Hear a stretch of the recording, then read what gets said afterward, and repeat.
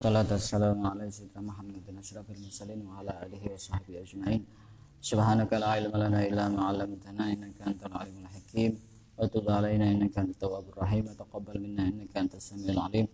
Qala rabbi shrah li sadri wa yassir li amri wa hlul 'uqdatam min lisani yafqahu qawli. Nawaitu ta'alluma wa ta'lim wa ifadata wa istifada wa tamassuka bi kitabillah wa sunnati rasulih wa du'a ila al-huda wa dalala ala al-khair wa mardatihi wa qurbihi wa tawabihi subhanahu wa ta'ala. Qala al-musannif rahimahullah ta'ala wa nafa'ana bihi wa bi'ulumihi wa amadana bi asrarihi wa anwarihi wa nafahatihi bid-dini dunya wal akhirah. Kita lanjutkan kajian pada pagi hari ini. Yang kita kaji adalah kitab Al-Yaqutun Nafis fi Madhhabi Ibni Idris yang dikarang oleh seorang ulama dari Hadramaut, yaitu Sayyid Muhammad bin Ahmad bin Omar Asy-Syatiri. Ini syarahnya. Kita sampai kepada bab an-najasah. Nah, ini penting ini, bab najis. Kadang orang itu was-was urusan najis. An-najasah. An-najasatu lughatan al-mustaqdharu. Najis secara bahasa adalah sesuatu yang kotor atau dianggap jijik. Itu secara bahasa.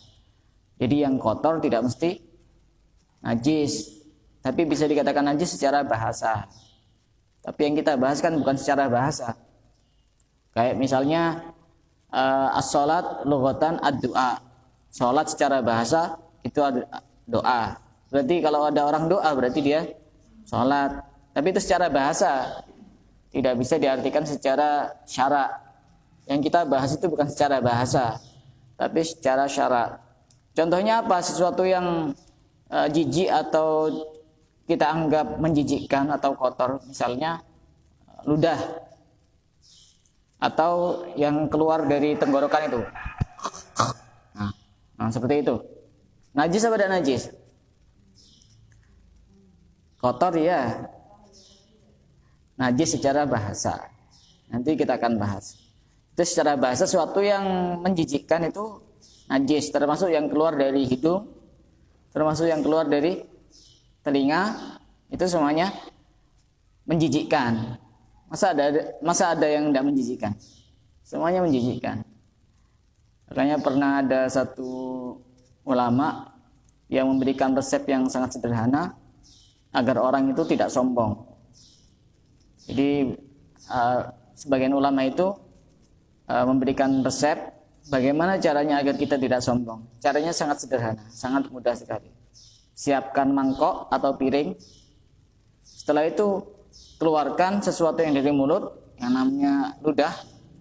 Kemudian sesuatu yang keluar dari hidung, itu namanya itu. Kalau istilah Maduranya oseng namanya. Masukkan di situ di mangkok atau piring itu.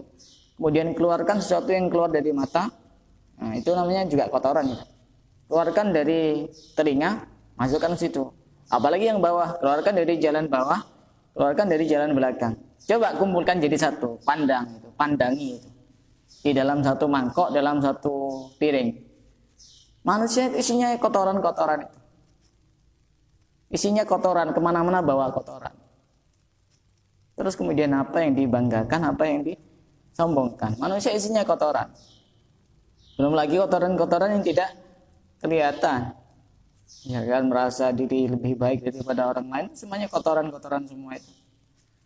Manusia itu ketika dia menyombongkan diri, masa dia lupa? Dia itu tercipta dari sesuatu yang menjijikkan dan berakhir dengan sesuatu yang menjijikkan juga. Tercipta dari air mani dan berakhir menjadi bangkai. Jadi itu salah satu kenapa kita tidak perlu untuk menyombongkan diri, karena kita itu ya manusia yang tidak punya apa-apa kalau tanpa diberikan pertolongan dan kelebihan oleh Allah Subhanahu wa taala. Wa syar'an mustaqdarun yamna'u sihhatas sholati haitsu la murakhisa. Sesuatu yang dianggap kotor atau dianggap jijik yang bisa mencegah sahnya sholat. Sekiranya tidak ada yang meringankan untuk melakukan sholat. Tidak ada rukhsah. Ya, orang sholat itu kan syaratnya dia harus suci, baik suci dari hadas maupun suci dari najis. Ini ya. Kalau cuma satu saja tidak bisa. Misalnya orang sholat suci dari hadas saja, dia sudah berwudu atau mandi besar, mandi junub, tapi bajunya ada yang kotor, ada yang najis maksudnya, ada yang najis, maka yang seperti itu tidak bisa menjadikan sholatnya sah. Kecuali ada beberapa kondisi di mana walaupun dalam kondisi najis, orang tersebut tetap wajib sholat.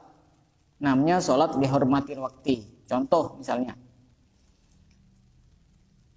waktu kita bepergian misalnya, naik kendaraan umum, kemudian di tengah-tengah perjalanan kita muntah, itu kan muntah kan najis, atau kena muntahan orang lain. Nah, sedangkan pada saat itu waktu sholat sudah mepet, sudah mau habis, mau berhenti, tidak memungkinkan. Maka pada saat itu kita wajib sholat lihormatil waktu, untuk menghormati datangnya waktu sholat.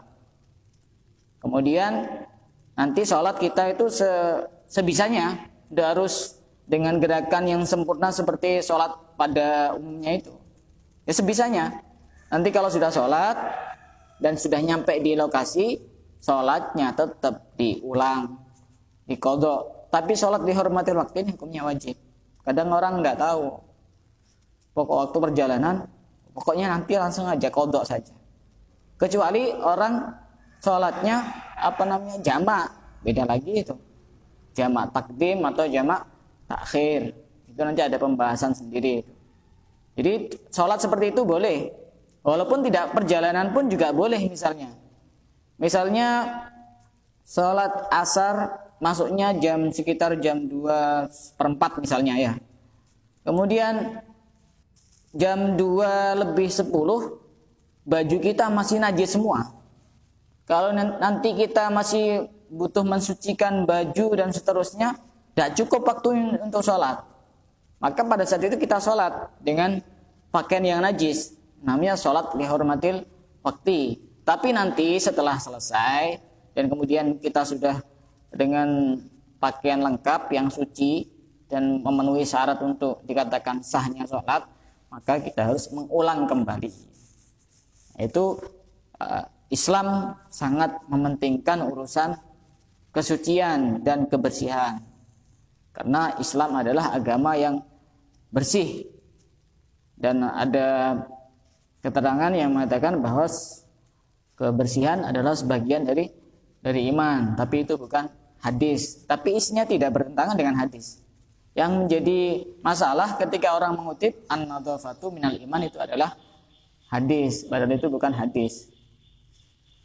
Tapi tidak apa-apa. Kita misalkan mengutip tanpa menyandarkan itu adalah ucapan Rasulullah, tidak apa-apa. Karena kita tidak mengakui bahwa itu adalah hadis. Kenapa Islam harus apa-apa harus dalam keadaan suci, tidak najis?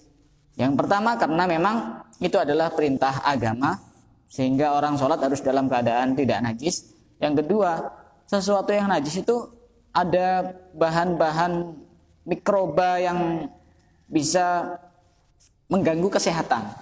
Secara ilmu kedokteran seperti itu. Jadi sejak zaman dahulu sudah diatur seperti itu. Kenapa harus kita menghindari najis? Ya di samping karena itu adalah anjuran dan perintah dari agama.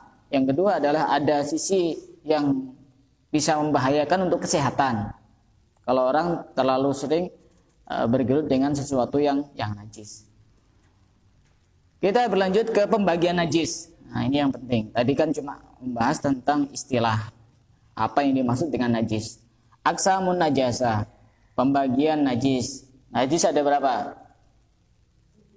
Ada 3. An-najasatu salah satu aqsamin. Najis itu ada 3 pembagian. Ada mughalladhah, ada mukhaffafah, ada mutawassithah. Ini yang penting ini. Saya bahas dari yang paling kecil dulu. Najis mutawassithah. Ada yang punya adik kecil usia kurang dari 2 tahun? Lalu punya adik kecil. Usianya berapa? Hah? 1 tahun. Kalau ngompol gimana? Di lantai misalnya. Kalau misalnya pipis di lantai gimana caranya membersihkan? Najis mukhaffafah itu adalah najis kencingnya anak laki-laki. Perlu digarisbawahi ya, anak laki-laki, bukan anak perempuan. Kencingnya anak laki-laki yang belum makan selain ASI. Jadi makannya cuma ASI, tidak ada yang lain. Itu syarat yang pertama. Dan yang kedua, belum sampai usia 2 tahun.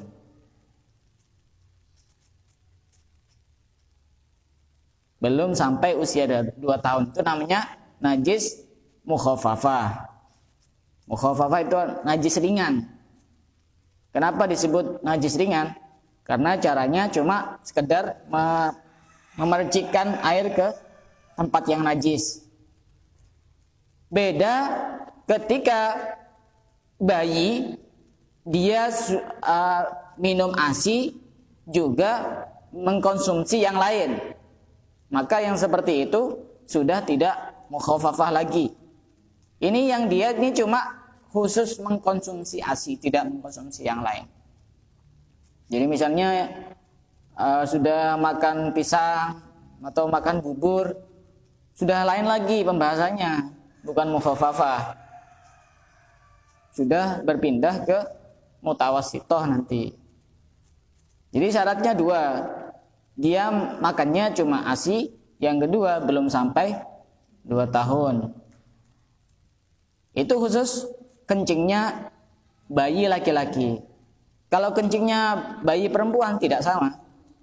Kencingnya bayi perempuan itu sudah masuk najis mutawassithah. Cara mensucikannya tidak sama seperti kencingnya laki-laki. Anak laki-laki yang masih kecil itu. Bagaimana cara mensucikan yang laki-laki itu? Caranya, ini yang penting. Yang sebagian orang tahu itu kan kalau najis mukhaffafah itu kan tinggal memercikkan air ke situ, ke tempat yang najis itu kan. Tapi tidak langsung serta-merta seperti itu. Jadi itu kencingnya itu diperes dulu atau dibersihkan dulu, dihilangkan dulu, baru setelah itu digini-gini kan tidak apa-apa. Tapi kalau pas kayak gini-gini nih masih ada kencingnya, gimana caranya bisa suci? Jadi cari lap, cari kain atau ditaruh di situ biar nyerap. Kemudian setelah itu baru dia kering, baru digini-ginikan caranya. Jadi kalau masih ada kencingnya digini-ginikan, apanya yang digini-ginikan? Masih ada kencingnya. Ya masih ada najisnya. Itu kenapa kencing laki-laki kok beda dengan kencing perempuan? Karena katanya itu kencing perempuan itu lebih kalau kencing laki-laki itu lebih encer, kalau perempuan itu agak beda. Makanya hukumnya itu tidak sama. Kalau kencing perempuan, cara mensucikannya ya dihilangkan dulu itu air kencingnya, baru setelah itu disiram, bukan digini-ginikan. Karena itu bukan najis mukhaffafah. Kalau digini-ginikan tidak cukup, disiram. Itu kalau kencingnya perempuan. Jadi itu syaratnya seperti itu. Jadi dia makannya cuma ASI. Yang kedua, dia belum sampai usia 2 tahun. Berarti kebalikannya, kalau dia makan selain ASI misalnya, maka dia cara mensucikan najisnya tidak cukup dipercik-percikan dengan air. Atau dia sudah 2 tahun, misalnya usia 7 tahun misalnya, terus ngompol di lantai. Ya lain. Jadi kadang orang itu cara mensucikan najis misal kayak kencing itu masih ada kencingnya langsung disiram. Ini kan nyebar semua itu nanti. Najis semua lantainya. Ya dicari kain dulu kayak semacam lap gitu, ditaruh di situ biar meresap atau gimana caranya biar itunya hilang semuanya. Baru setelah itu sudah kering baru digini-ginikan. Seperti itu.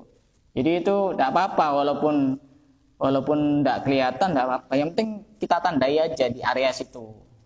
Dipercik-percikan kalau dia kencingnya laki-laki, kalau kencingnya perempuan disiram. Paham Mbak Lulu? Kalau adiknya ngompol.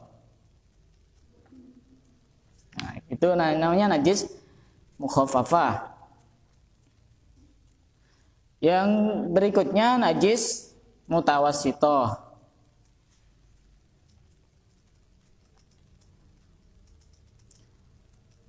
Najis mutawassithah itu adalah najis mughalladah dulu. Karena najis mutawassithah ini selain dari najis mukhaffafah dan mughalladah. Najis mughalladah. Najis mughalladah ini adalah najisnya anjing atau babi. Najisnya anjing atau babi atau sesuatu yang terlahir dari keduanya. Misalnya babi sama anjing berhubungan, kemudian lahir dengan bentuk yang lain misalnya, sama aja. Atau kambing berhubungan dengan babi, yang babinya betina, kambingnya laki-laki, kemudian terlahir dari babi itu, nggak tahu terlahirnya jadi kayak apa. Itu nanti juga sama hukumnya. Persilangan itu sama, yang penting lahirnya dari dua ini, babi atau anjing, maka itu namanya najis mughalladah. Bagaimana cara mensucikan najis mughalladah? Cara mensucikan najis mughalladah yaitu dengan dibasuh air 7 kali, salah satunya dengan menggunakan debu. Dan yang bagus, debu itu pada bilangan urutan yang pertama. Itu urusan bagus ya, tidak harus. Tapi yang bagus itu di basuhan pertama itu debu dulu. Yang lain air. Tidak apa-apa. Itu kalau anjing menurut mazhab Syafi'i hukumnya najis. Kalau menurut mazhab Maliki hukumnya tidak najis. Nah, anjing itu. Tapi kalau babi menurut mazhab Syafi'i najis, menurut mazhab Maliki najis. Jadi yang agak ada kelonggaran itu mazhab Maliki dalam hal urusan anjing itu tidak najis. Jadi ketika terkena kesenggol anjing tidak harus dibasuh 7 kali, salah satunya dengan debu. Tapi kenapa ada hadis yang pada saat itu ada anjing yang kemudian menjilat satu wadah, kemudian disuruh Rasulullah untuk membasuh 7 kali, salah satunya dengan debu. Kata mazhab Maliki, itu cuma kita sekedar mengikuti apa yang dilakukan oleh Rasulullah, tapi tidak kemudian kita mengambil kesimpulan bahwa itu najis. Itu menurut mazhab Maliki. Tapi kalau menurut mazhab kita, bahwa najis anjing atau babi itu hukumnya najis, bukan sesuatu yang suci. Beda dengan najisnya sesuatu yang lain. Misalnya kayak bangkai ikan, bangkai belalang, itu hukumnya suci. Jadi makan ikan yang sudah mati boleh. Bangkainya ikan tuh boleh. Hukumnya suci, tidak najis. Kalau bangkainya manusia hukumnya suci. Bangkai manusia hukumnya suci. Bangkai ikan atau belalang hukumnya suci. Selain dari ketiga ini, hukumnya semuanya najis.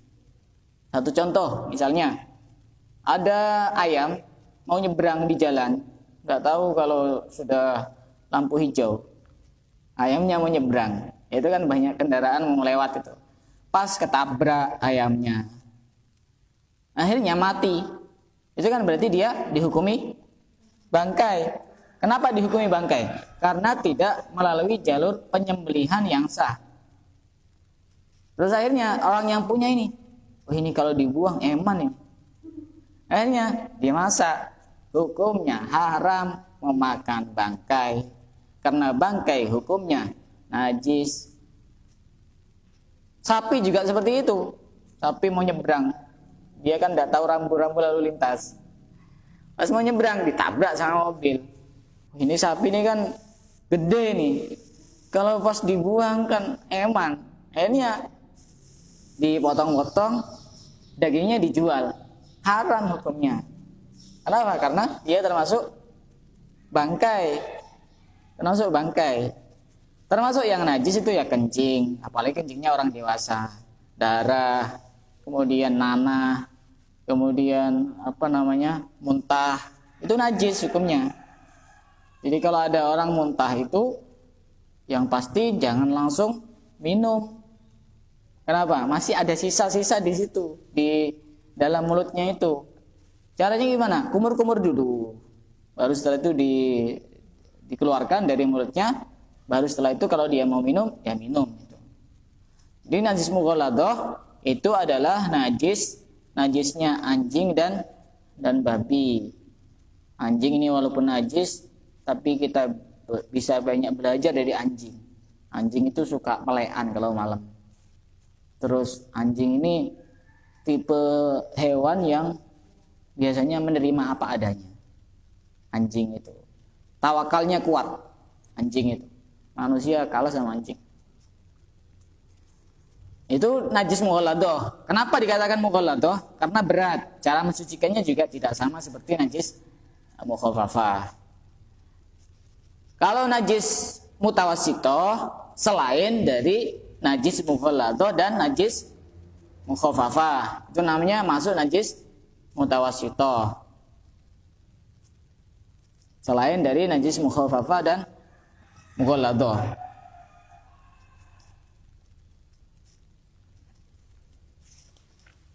Saya ulang kembali. Kalau najis mutawassithah itu nanti ada pembagian tersendiri. Mutawassithah itu artinya yang tengah-tengah. Misalnya kotoran ayam, kotoran kucing, kotoran burung misalnya. Itu najis mutawassithah semua. Kotoran manusia juga sama. Najis mutawassithah itu dibagi menjadi dua. Ada najis ainiyah, ada najis hukmiyah. Najis mutawassithah itu dibagi menjadi dua. Ada najis ainiyah, ada najis hukmiyah. Apa itu najis ainiyah? Najis ainiyah itu najis yang ada warnanya, ada baunya, ada rasanya. Itu najis ainiyah. Satu contoh misalnya kotoran ayam. Itu kan ada warnanya kan? Warnanya ada, baunya ada.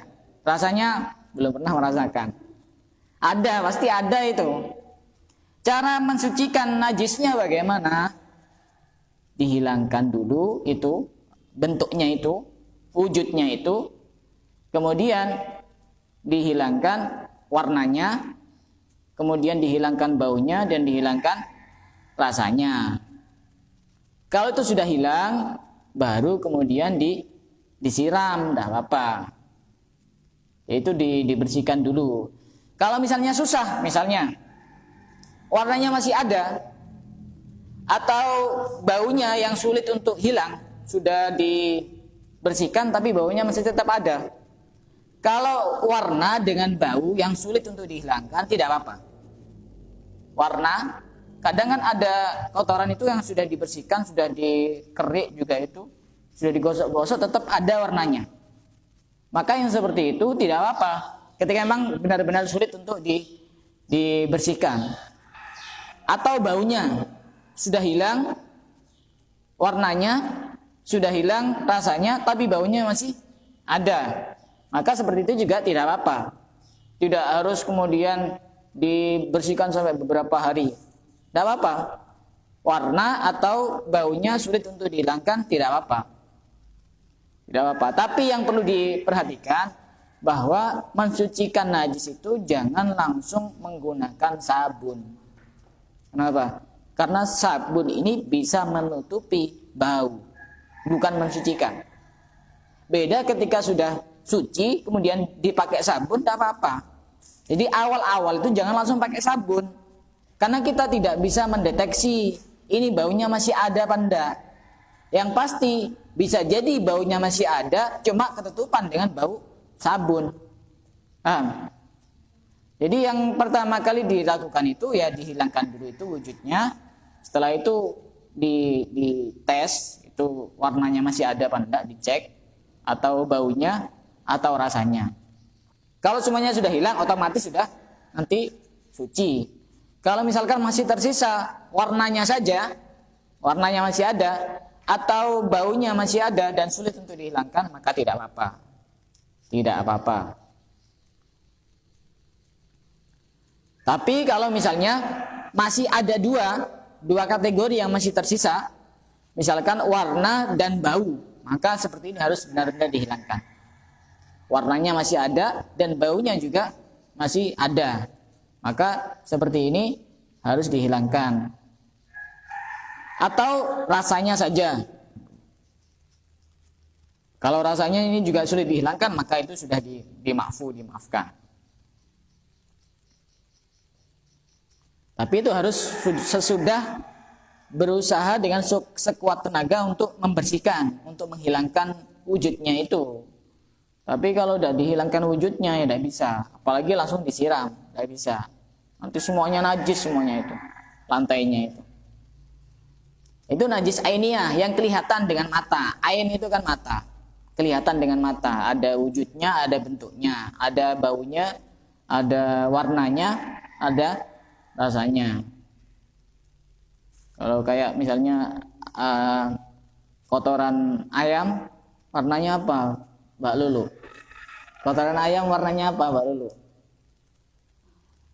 Hitam apa pink? Hitam ya? Oh iya, dikira pink. Kalau pink kan warna donat. Nah, itu namanya najis ainiyah. Yang kedua ada namanya najis hukmiyah.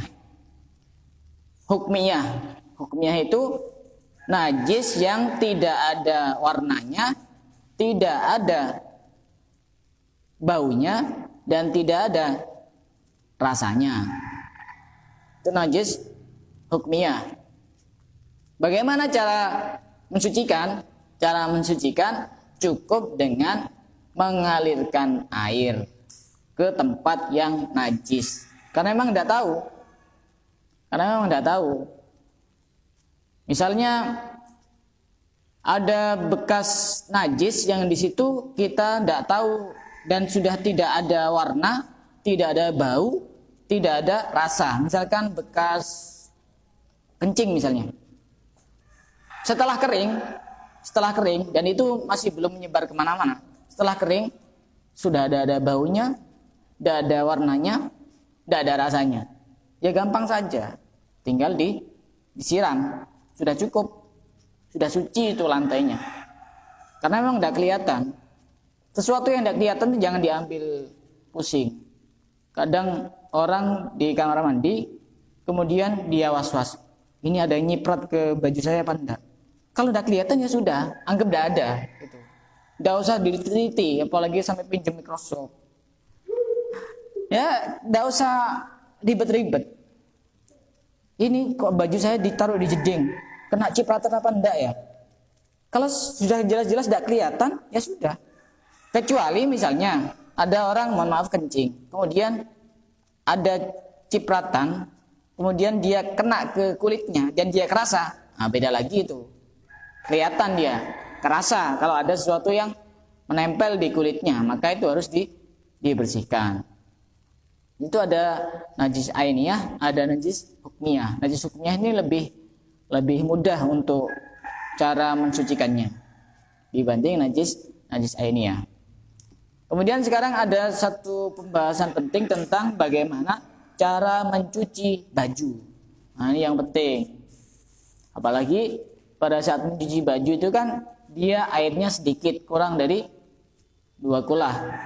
2 kulah itu berapa liter? 260 liter. Kira-kira 260 liter. Ini yang sering terjadi kesalahan pada saat orang mencuci baju, dicampur antara baju yang najis dengan baju yang suci. Yang perlu diperhatikan tuh bedakan antara najis dan kotor ya. Kalau kotor ya tidak masalah. tidak pengaruh apa-apa. Ini najis. Bagaimana cara, apalagi pakai mesin cuci? Ada di sini yang pakai mesin cuci? Nyucinya ada yang pakai mesin cuci? Ada. Caranya gini. Caranya ketika misalkan ada baju yang najis, najisnya dihilangkan dulu. Dihilangkan dulu. Setelah itu dia hilang, walaupun masih ada sisa-sisa di situ, misalkan yang penting wujudnya sudah hilang.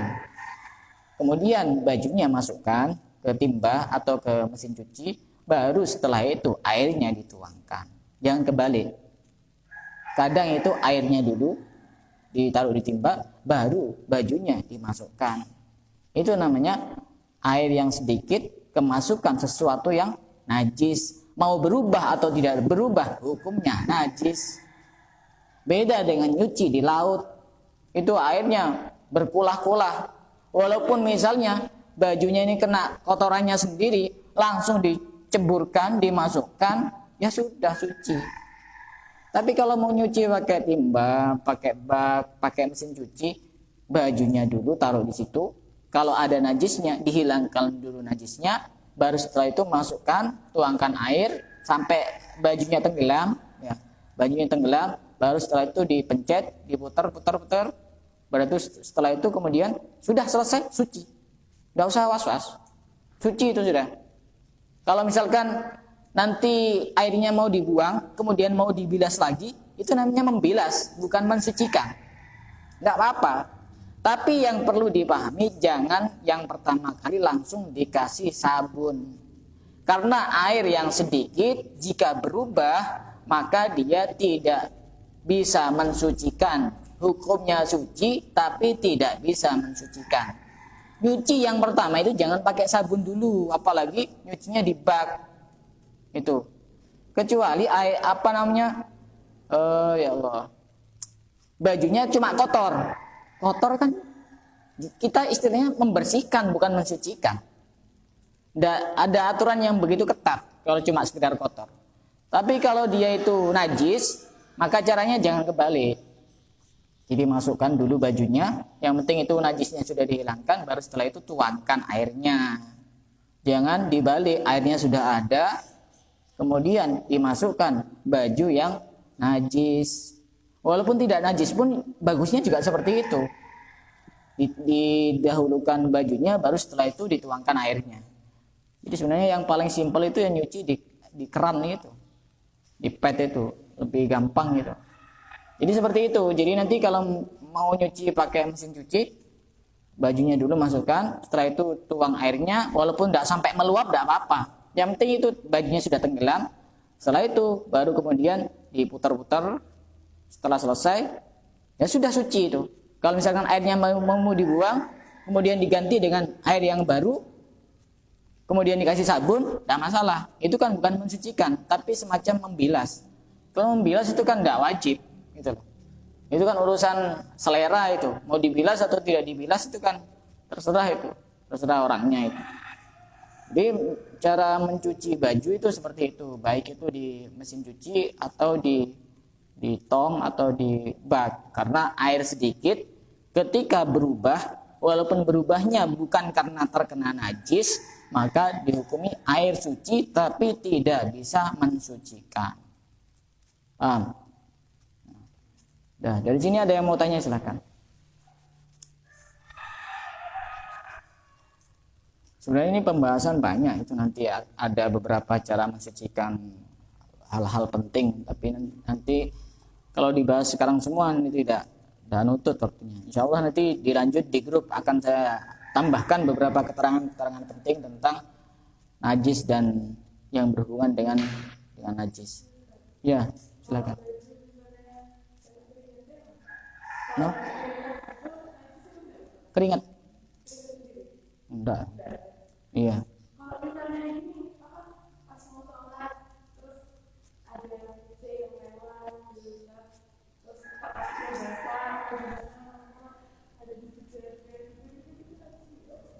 Ya kalau misalkan kita tidak tahu asal-usulnya dia dari mana, tidak apa-apa. Kecuali kita tahu bahwa dia kucing itu dari jeding dan di situ ada orang kencing belum disiram. Nah, itu sudah jelas. kita tidak usah urusan najis itu tidak usah terlalu detail untuk meneliti. Ini kok ada anjing, kok ada kucing tiba-tiba di atas sejadah. Ini kucingnya dari mana? Tidak usah diteliti. Apalagi pakai anjing pelacak. Ini asalnya dari mana? Tidak perlu. Kalau sudah jelas-jelas di situ udah bawa kotoran, udah bawa najis, ya sudah. Kecuali dia memang benar-benar, di kakinya ada kotoran ayam atau ada kotorannya apa kucing sendiri, ya sudah jelas-jelas itu najis. Kenapa? Enggak. Bulu kucing masa najis? Enggak. Kecuali kucingnya habis gulung-gulung di WC. Bulunya najis itu. Enggak, bulu kucing enggak najis. Kasihan orang yang punya kucing itu. Abu Hurairah juga suka pelihara kucing, tidak dikatakan najis, tidak najis, kecuali dia bulunya terkena najis, jadinya mutanajis, perkara yang terkena najis. Tapi kalau dari zatnya sendiri bulu kucing ya tidak najis.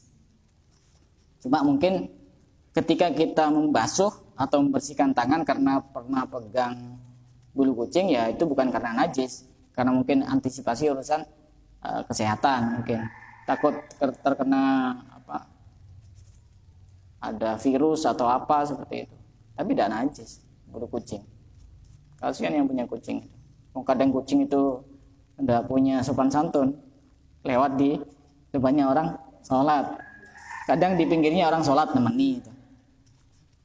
Tidak apa kalau kucing itu, kecuali kucing garong.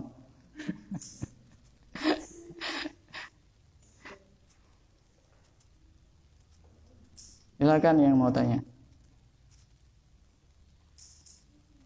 Jadi itu cara nyuci baju yang perlu diperhatikan tuh. Jangan sampai bajunya dulu, baru kemudian jangan sampai airnya dulu, baru kemudian bajunya. Karena dia air yang sedikit.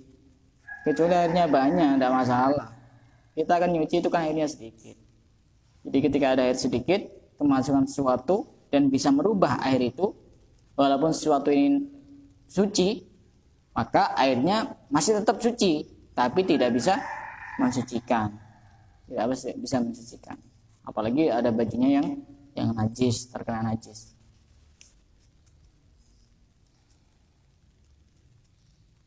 Silakan yang mau tanya.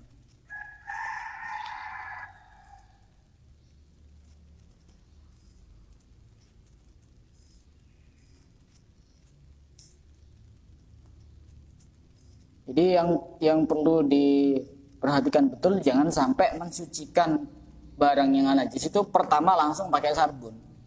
Karena sabun itu bukan menghilangkan bau, cuma menutupi. Sedangkan syaratnya ini bisa dikatakan mensucikan, dia bukan menutupi bau tapi menghilangkan bau. Pakai air biasa. Sama juga ketika nyuci. Awal-awal tidak usah pakai sabun dulu, udah apa-apa. Biar kelihatan ini sudah hilang najisnya atau sudah hilang bau yang menempel di bajunya, seperti itu. Kalau tidak ada pertanyaan, kita cukupkan sampai di sini. Dan insya Allah kita lanjut, nanti akan ada beberapa keterangan tambahan yang insya Allah saya kirim di grup insya Allah.